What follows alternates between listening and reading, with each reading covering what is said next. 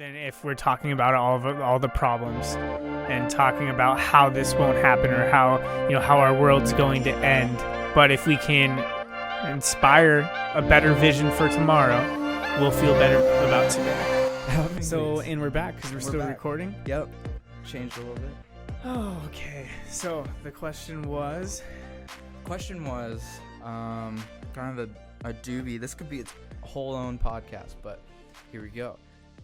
There's a little bit of a divide, and I see this online mostly. And actually, recently, a couple people have kind of not talked about a divide, but just kind of talked their opinions. But I've seen both sides, more of one side, and we'll talk about that in a bit. But there seems to be a divide of people that want to keep this town as quiet and quaint and little and out of the way and rural as possible. And there's some people that want to change this town and do as much change and modernize it and as possible, right? So what's your opinion on that, being a business owner and having real estate in the area and everything? I forget where I heard this from. It was a little small quote. I'm sure it's in a lot of things, but there's no stopping progress.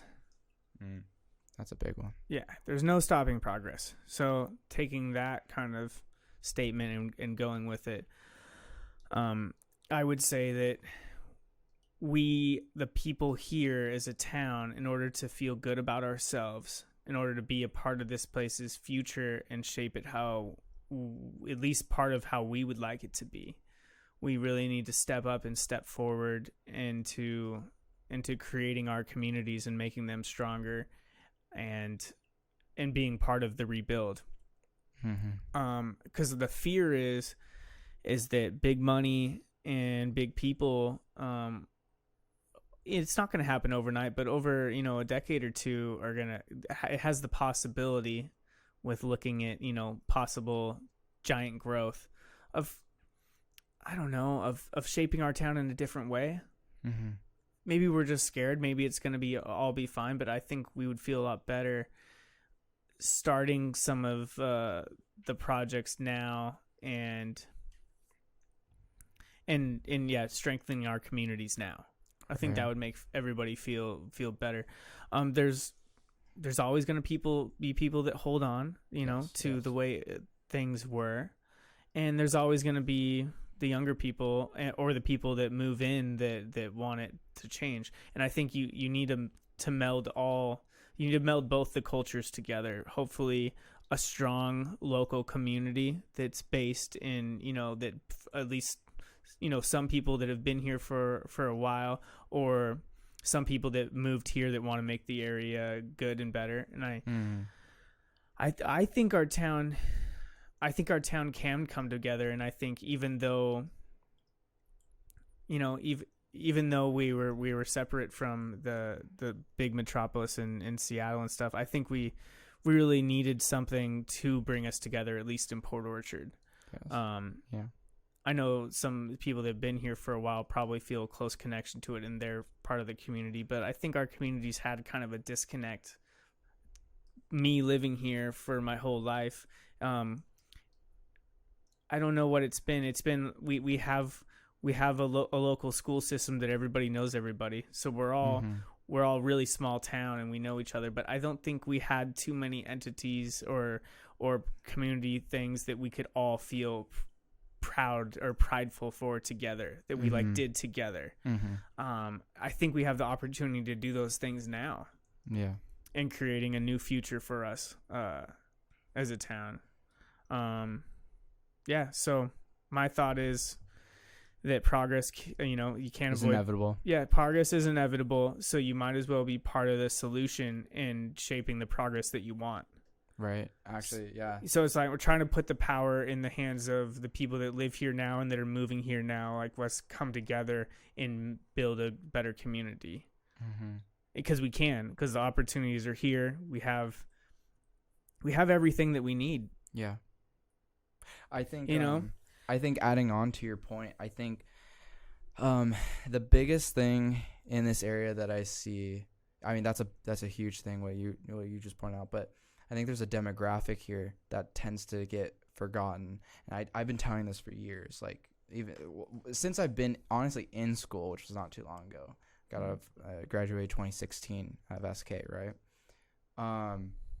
Is I think the biggest thing is I would say I think everyone could agree most of the population here are families, people moving here, families, and a lot of us work at the shipyard and whatnot, and demographic is families, and there's a lot of kids in this area.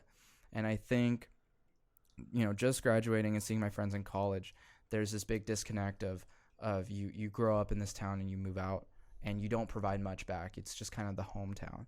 And I feel like and there's lots of successful people that went to college or didn't go to college and they moved away, and this is just kind of the hometown, just kind of like, this is where home is, and it is what it is, and I'm not going to do much with it. This is where I came from. I visit, I come here. Yeah. It is what it is. But I feel like there's always been this sense of that the town didn't provide me much, so I don't need to put back much. I don't have to put much back in when I'm successful or when I'm somewhere else in life. And I think that's a big thing. So I feel like not only do we need to come together and have these outlets as a community, like what you're saying, is a big start to that is the kids, is the children. Building some opportunities for them here after high school. Right. I think the biggest change, and the fastest change, because I think, like you said, the change, the progress is inevitable, but again, the people that are kind of scared of that change, they feel like it's going to come tomorrow, but the inevitability is it's going to come a long way. If we stay on track how we are now, I feel like it's going to actually be a lot longer. People are going to move here. I think that's undeniable. Housing, people are always everywhere in the United States is growing. Every small town is obviously, I think most small towns or suburbs most likely are going to be growing. People are going to be moving with COVID and probably impacted it too. Right, but the cities. But does the commercial and does the community grow? You can add people into this town, but does the community grow? That's the question. I think you want the community grow, not just having more people move in. And the other thing is that people move out. There's tons of people moving in here, and people are worried about the people moving in here and bringing all this big business and all this, stomping on small business. But just as much as you have people moving here, people are leaving. So what you see is a stalemate, right? It's just, it's always going to be doing this. Mm-hmm. But do we want to go like this, or do we kind of just want to do just this, just barely? Every single year, a little improvement. And that's the thing.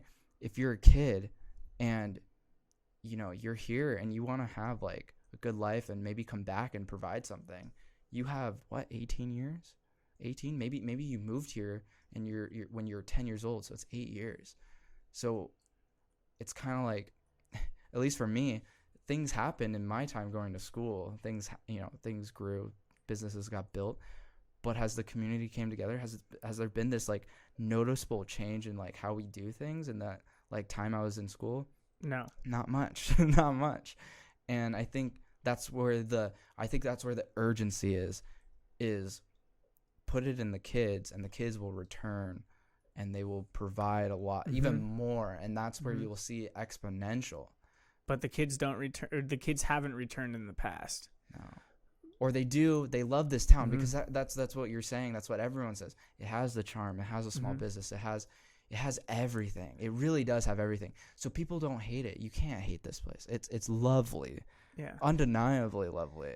It's a nice place to live. It is a nice place to grow up, and it's just missing that after. Right. Because you got to think for a lot. Maybe you leave, but there's people here that want to live their whole lives in here. the past, the opportunities you had to go away for the opportunities. It seemed like to go to college, to do real estate, to do a business, to do if we did something like this, media, you'd think you would do this in Seattle or some other area, right?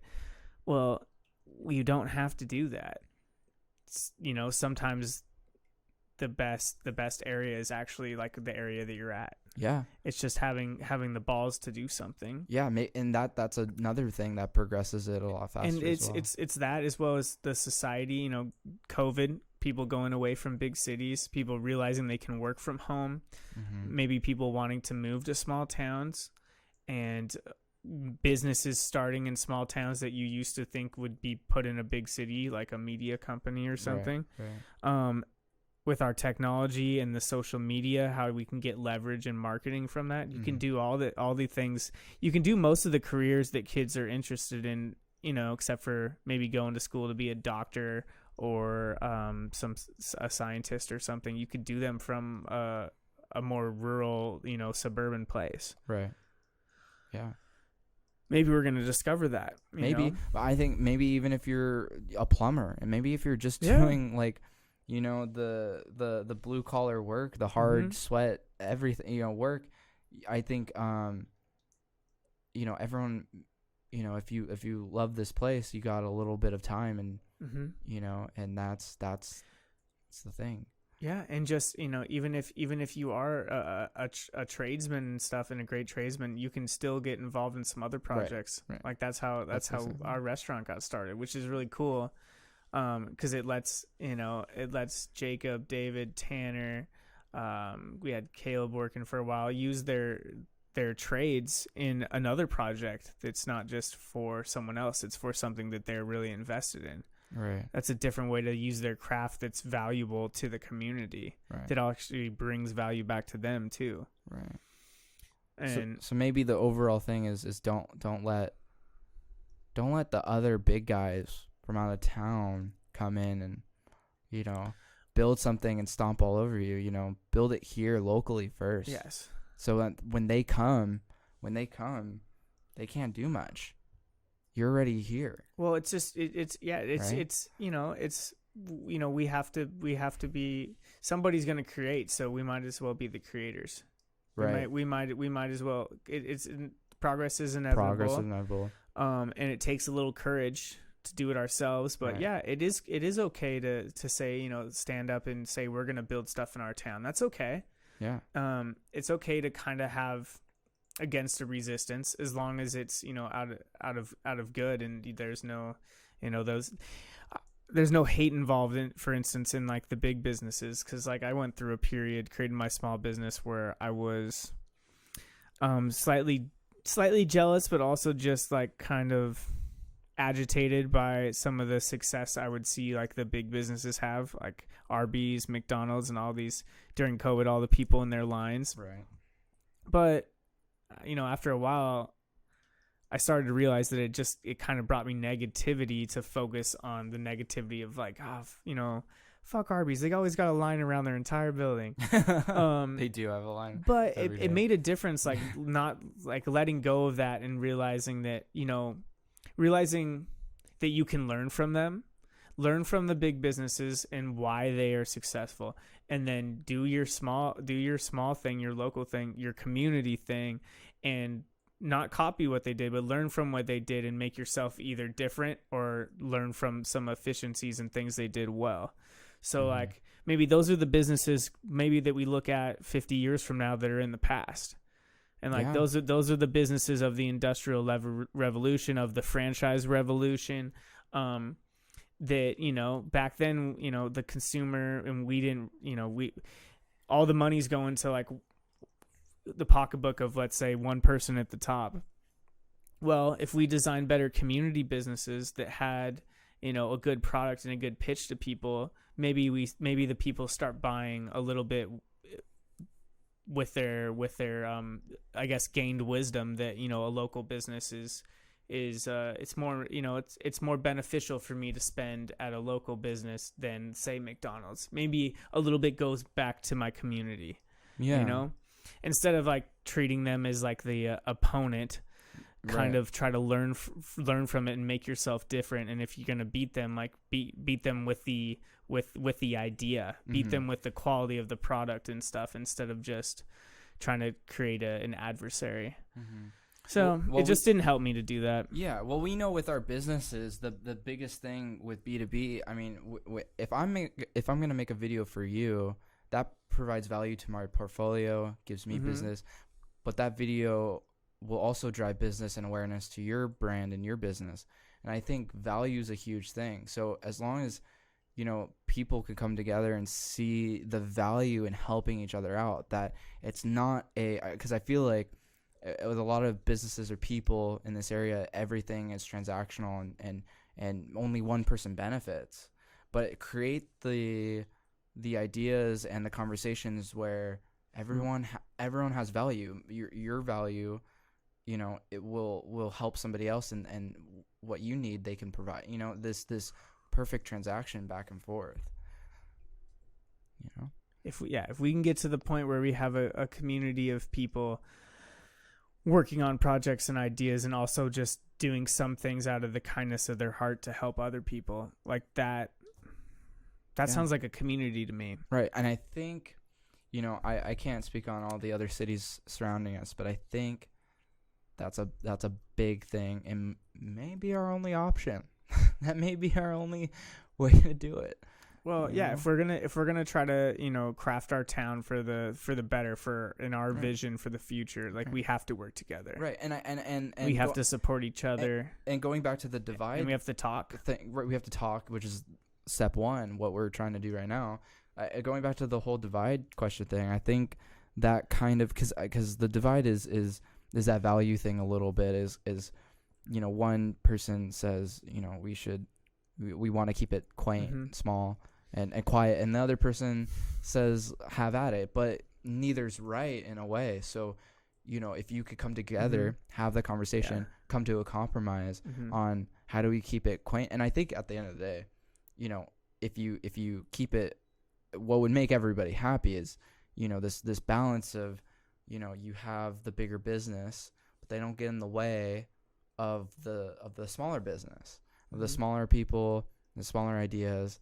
That just doesn't, that there's this even balance, then I think everyone would be happy. There's a place for the Fred Meyers and the Walmart, and they're over here, and the small business is over here, but the small business is succeeding. That's the big thing. The small business and the smaller people, or the people with new ideas, or the people that are nonprofit that just want to give back to the community, are thriving. You want to see this equal balance, not just Walmart just doing Walmart things, in the town. Yeah, you want to see a balance. It's good to have that, to have those different levels. Right. So that answers the big one. That was a good topic. I mean, we the first thing to realize is that progress is inevitable. So then the second thing to do is create the vision for your future. Right. Step one, come on the podcast. And and the conversation talking about it.